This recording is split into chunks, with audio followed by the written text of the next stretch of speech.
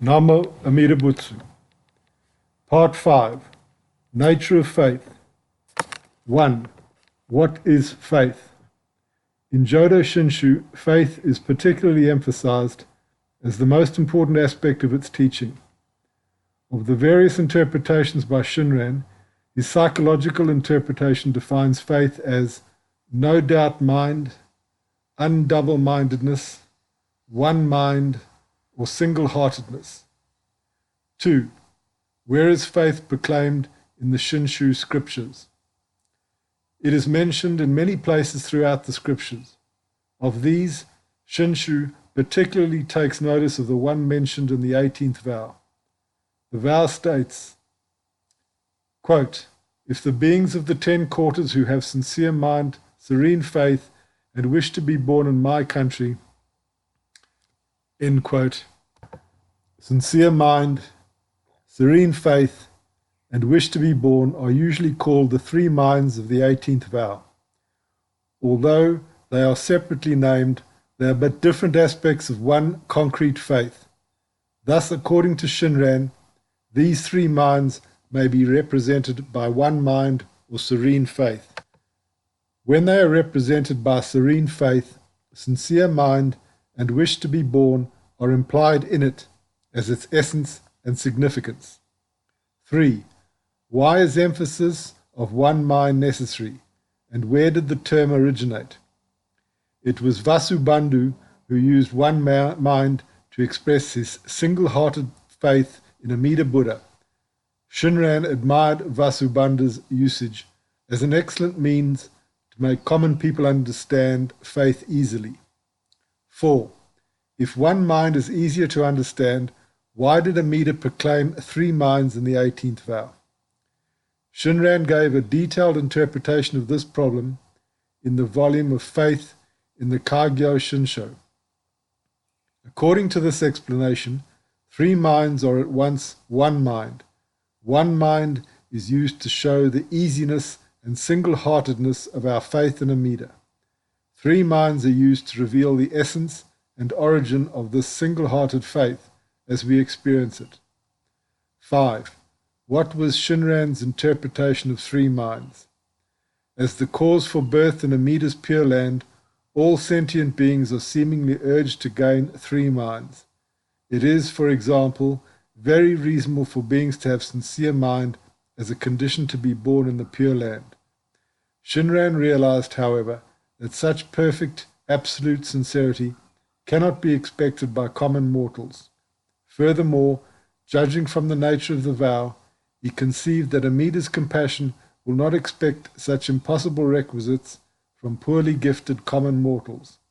Thus, Shunran concluded that this sincere mind in the 18th vow is not what Amida requires us to have as a condition for our birth, but rather the sincere mind of Amida Buddha who consummated his vow and established the Pure Land. It then becomes apparent that the above-mentioned sincere mind is in reality a gift of Amida Buddha.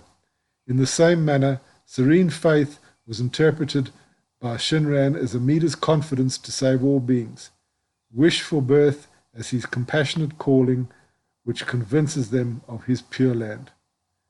Thus, all 3 minds are to be attributed to Amida's virtue and are given to all beings as true faith in the condensed form of one mind. For this reason, Shunran paraphrased the Japanese characters shinjin, or believing mind, as true mind, and interpreted faith as the faith of the other power. 6. What is meant by faith of the other power? Shunran explained in the Kagyo Shinsho that other power is the power of Tathagata's vow. From this explanation, the faith of the other power can be understood to mean the faith bestowed by the benevolence of Amida's 18th vow. These implications and the interpretations of faith are the unique characteristics of Shinshu teaching. 7. What is the function of faith? Faith is the true cause for being born in the Pure Land and attaining to Nirvana. Shunran strongly emphasized the merits of faith, particularly from this point. 8. Why can faith be the cause for the Pure Land and Nirvana? Faith is awakened when one receives Amida's compassionate and sincere mind. At that moment, his absolute virtues become one's own through the sacred name Namo Amida Butsu, thus assuring one the highest state of nirvana. 9. If Buddha's virtues bring our enlightenment, it appears to differ from the Buddhist theory of self-cause, self-effect. What is the relationship between the law of causality and Amida's salvation? His salvation is in accord with the fundamental ideas of Mahayana Buddhism. For example, compassionate activities, benefiting others, merit transference, etc. And certainly such activities are done within the framework of cause and effect. Amida accomplished the name for our sake as the decisive seed for nirvana. If it were not transferred to us and we were still brought to Buddhahood, then Amida's salvation would be a miracle which transcends the law of causality. The reality is, however, that his pure virtue is accepted by faith within ourselves, and it becomes our own cause to bear such fruition. So it is not against the law of self-cause, self-effect. 10. Why does Shinshu not teach a miracle? Amida Buddha is the manifestation of Dharma nature, or ultimate law, itself, and theories of cause and effect, interdependence of all existences, void, impermanency, egolessness, etc., are the most fundamental truths of the universe clarified by Buddhism. If Amida showed a miracle contrary to the laws of cause and effect, it would mean the death of Amida himself. 11. If faith is the true cause, is any other practice necessary for liberation? According to the Shinshu doctrine, no other practice is required. The Tanisho explains the reason by saying, quote, if we have faith in the original vow, no other good is needed, because there is no good surpassing the Nembutsu, nor should evil be feared, because there is no evil capable of obstructing Amida's original vow. End quote. The Kagyo Shinsho also says, quote, the true cause for nirvana is faith alone. End quote. 12. What is the meaning of Nishu Jinshin, or the twofold profound conviction, taught by Shantao or Zendo? The teaching of Nishu Jinshin is to demonstrate the twofold conviction contained in Shinshu faith.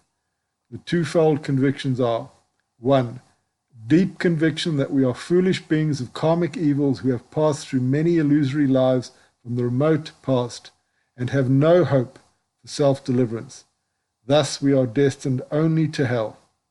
And 2.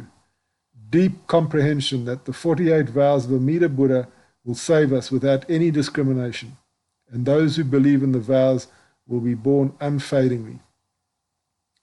The former is the deep insight into human nature as it is. The latter is the single-hearted reliance on Amida's compassion, which never forsakes any sentient being. 13. How are these two related to each other? They are two attributes of one concrete faith of Shinshu. They cannot be separated. 14. Do they arise at the same time or one after another, by self-power or other power? They arise at the same time. The self-introspection made by self-power is not perfect. Only through the second conviction, wholehearted trust in Amida's compassion, can one attain true insight into human nature as it is. Both of them are awakened by the other power. These two are the vital attributes of a concrete faith in Shinshu. 15. Deep conviction concerning Amida's vow may continue forever. How about the conviction that we are foolish beings of karmic evils destined for hell? Does it continue even after the awakening of faith? It lasts till the end of life, because human nature itself does not change even after faith, as a stone remains a stone even after it is placed in a boat.